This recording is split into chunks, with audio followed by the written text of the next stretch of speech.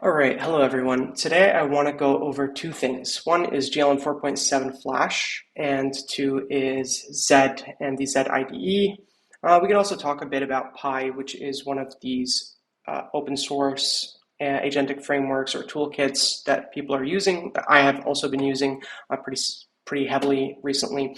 And so this model is a 30 billion parameter model, 4 billion active, that was released yesterday. It's very good. At least that's what it says in the benchmarks. It's released by ZAI, and ZAI is also the company behind GLM 4.7, 4.6, 4.5, and these are probably the best open weight models that are available, specifically for coding tasks. Now, they released this model yesterday. It's a 30 billion parameter model again. This is after they failed to release GLM 4.6 Air, which they said they would sometime last year. Despite that, I want to go over this and then talk a bit about what is good about it, what is bad, and where I would be using this, if I would be using this. So this model has a 200K context window, and it's pretty big. It also is very good at coding, tool calls, benchmark, like these benchmarks say it all. So it's a pretty high HLE score.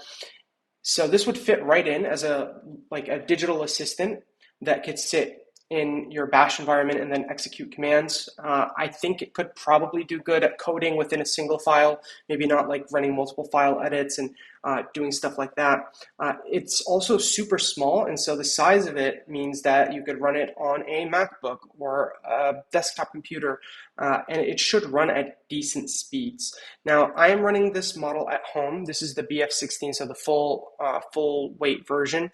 And I am running it with 200K context, actually 150K context. And the reason I'm running it with 150K context is because the KV cache takes up a lot of storage. This is not typical. So the KV cache for this model at FP16 is like 180 gigabytes when the model weights itself at full precision or 60 gigabytes. You could run this model on 4-bit precision with a 4-bit KV cache, and maybe you could get the whole thing running on 32 gigabytes of RAM with a decent context window. And you can use this as a digital assistant on any device practically. It should run fast. I need to optimize it a little bit. Right now it is a little slow because I'm just trying to figure out how to fit as much context as possible into this model. Now I am running it in the Pi agent. So the Pi is just like one of these coding agents like OpenCode or Droid, and I am running it in the Pi ACP. I built this over the last few days because I really like using the Zed browser, and I've been having a lot of problems with VS Code. So VS Code keeps crashing for me. Whenever I open multiple windows, it just crashes, and all of my work is wasted, and then I have to remember everything, which is very painful. I don't enjoy that.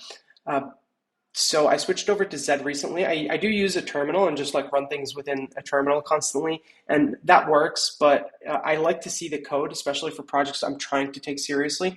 I want to know what's going on, and I want to make sure that all of the code is clean, and Zed gives me a great way to do that. It also lets me do this project management, so you can open a bunch of projects and workflows in your editor, and you can see that way. So it should help you stop switching Windows often, which right now is essentially what takes up the majority of my time.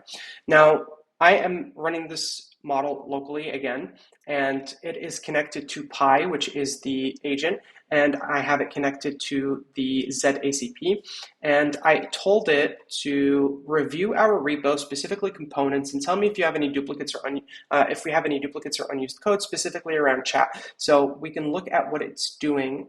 It's thinking. It wants to review the components directory in the GLM source code repo. I'll review, and you can see that it's running some bash commands, so it's doing some searching. We can see the session stats, hopefully. Yeah, we can see the session stats. It'll tell us how many tokens have been used, and we can also see where it's looking, what it's thinking.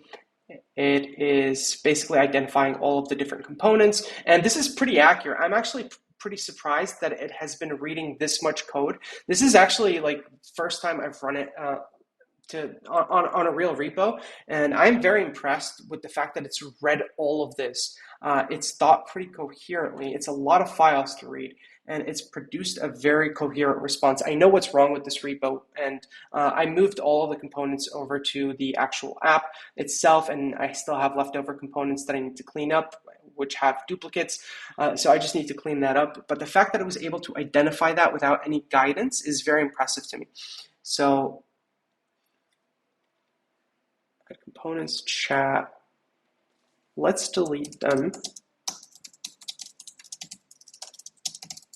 Then run type check and lint, and let me know when you're done.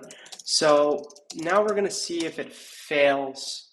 Hopefully it doesn't, because the repo is finally getting to a place where I am happy with it.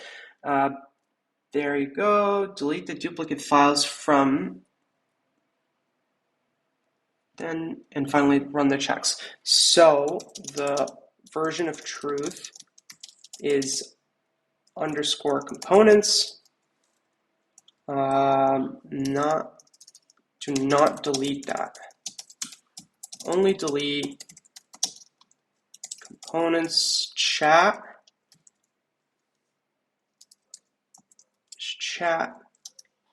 if they're not in use or imported anywhere. Now, I think we need like models that can run locally, that can do the coding locally. We can see that this is essentially not sustainable. We already know this. Prices are going to rise. The amount of tokens that we are using does not match the amount that we are paying. I can actually look at it right here. So this month I've spent $987, 3.4 billion tokens in Codex usage. I pay $200 a month. In Claude, I have used $1,600 in Claude usage and 2.2 billion tokens, mostly with Opus. And you can see here, 74 million tokens. ZAI, I could see like how much I spent here. Now it's only showing me the 5-hour window. Minimax, I would need to go to the website. But the point is here, we need models that can run locally, that we can ease off some of the work to. So the version is do not delete that, only delete blah, blah, blah. Got it. Okay. I'll delete the unused files from, I'm hoping that it gets this right, but I can always reverse it. Now, I wanted to go over and try to get this, let's see. I'm going to turn off all the tools, and I want you to make me a playable JSX artifact of Mario the game. Be quick, single file, and let's see how it goes. So this is also connected to my backend. This is the Chatbox app. I really enjoy using this. I am building my own, but for now I'm trying to refactor to use the V6 of AI SDK, and this is taking a bit more time than I would like. And that tells you a lot about like the state of these models. They can do stuff that they've seen before, and with the V6, like I have a skill for it. I give them everything that they need, and they still fail pretty miserably at doing something cleanly. We're going to see how this is going. So it's slowing down because I'm messaging it, and I haven't optimized it at all. Now, what does this mean about the model itself? So one thing is that the KV, the KV cache is huge. It's too much tokens. It's too many gigabytes for 200,000 tokens. So you're not going to be able to run this with more than like 32 gigabytes. For 32 gigabytes, maybe you'll get 16 to 24K context. And this is if you're quantizing both the context and the model itself. And at that point, I mean, there's probably something better that you can run. If you have 96 gigs of RAM, maybe 64. I think this probably makes the most sense to run. It is a little bit slower than the other ones in its class, but it's significantly smarter. And the MLA attention, which is what DeepSeek has been using for the last 2 years, essentially is what this model has implemented. It has its ups and downs, and one of its downs is the fact that it takes up so much more storage. I want to go back here and then see what it is doing. And also here. Okay, so hopefully we'll be able to see this. If it's playable, that's great. If not, then I will say it is a fail. But the fact that it was able to identify what I'm talking about and get to it, in my opinion, is pretty impressive.